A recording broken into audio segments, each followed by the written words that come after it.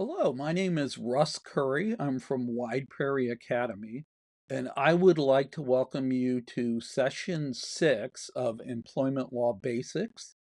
This is employee discipline and termination, balancing fairness, documentation, and compliance. This is one of the most important and most sensitive topics for employers. Handling discipline and terminating correctly can protect your organization from costly claims, but more importantly, it can ensure that employees are treated with fairness and respect. In this session, we'll explore at-will employment, what that really means, how progressive discipline works, why documentation is so important. There's documentation again, and best practices for respectful and compliant terminations.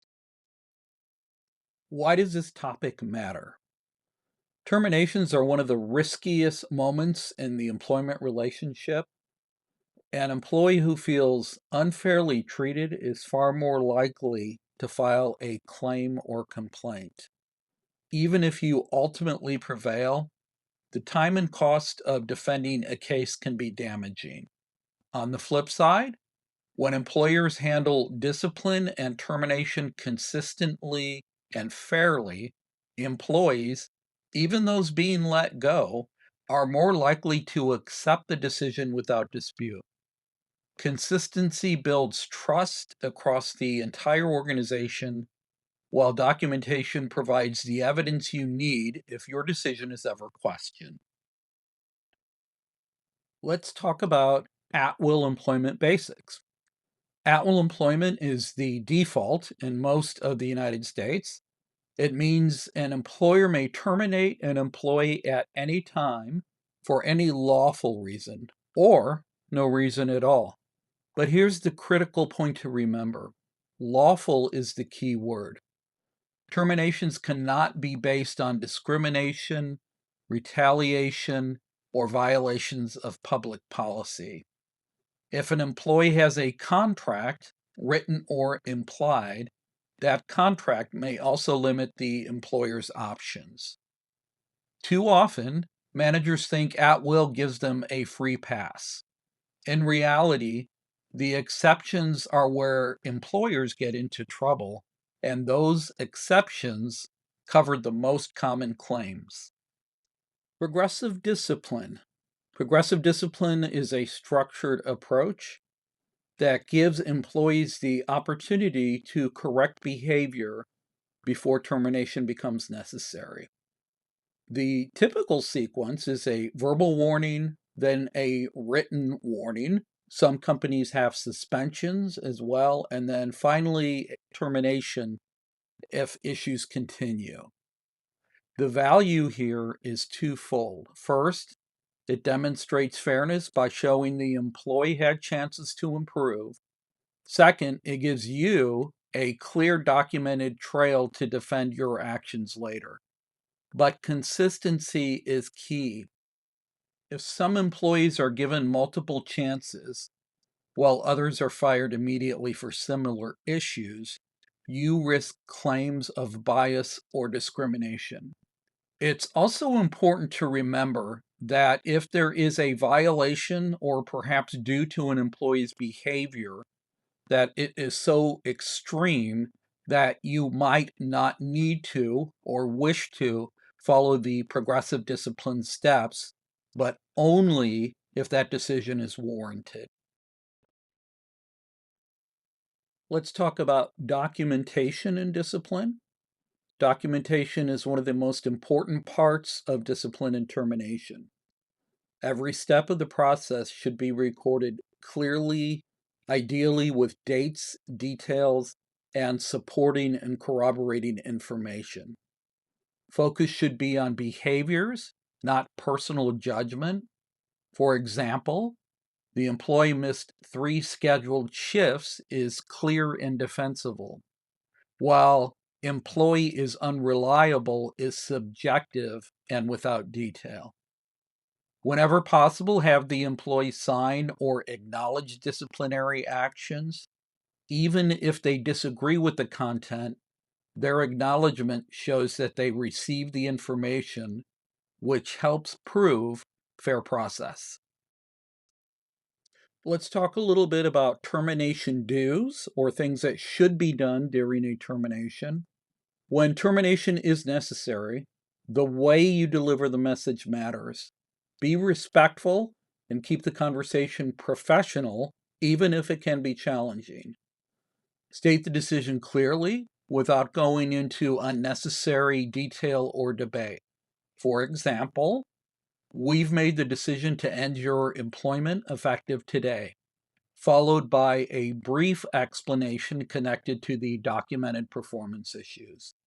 Over explaining can backfire by creating confusion or suggesting reasons that don't match your documentation. Always provide information regarding final pay and benefits.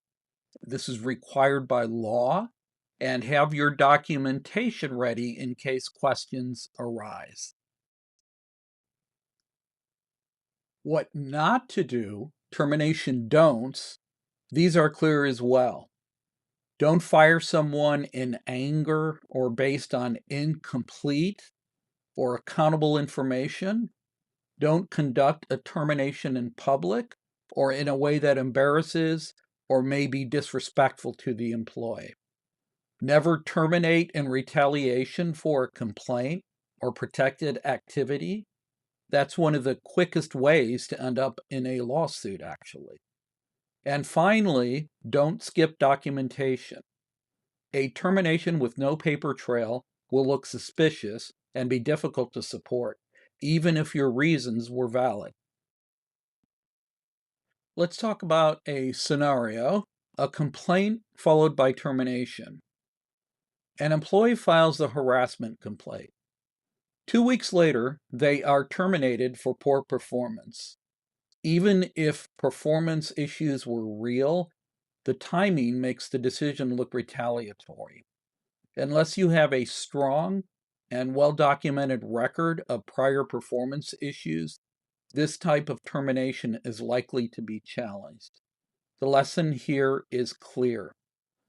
Be sure to document performance consistently and fairly from the start, not only after a complaint arises. Let's talk about employer responsibilities. Employers have specific responsibilities in this area. Apply discipline consistently across employees to avoid claims of unfairness, which also affects morale. Train managers to document issues properly and to recognize retaliation risks. Maintain confidentiality when handling complaints or investigations or even performance issues. Share information only on a need-to-know basis. This is critical for a leader to understand.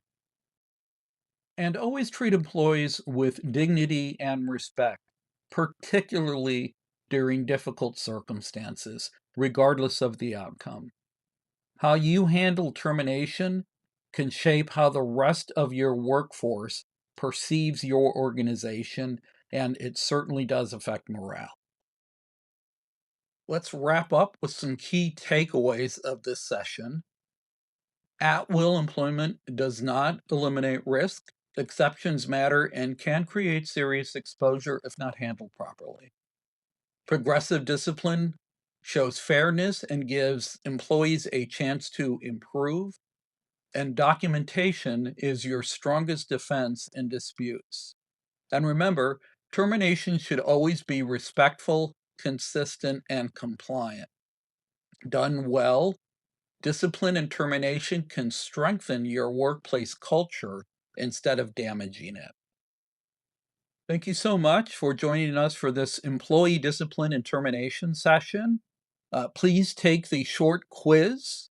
These questions will check your understanding before we move on to the final lesson of the Employment Law Basics course, which will tie everything together with risks, penalties, and best practices. This is Russ Curry from Wide Prairie Academy, and I would like to thank you so much for joining us today. Have a great rest of your day.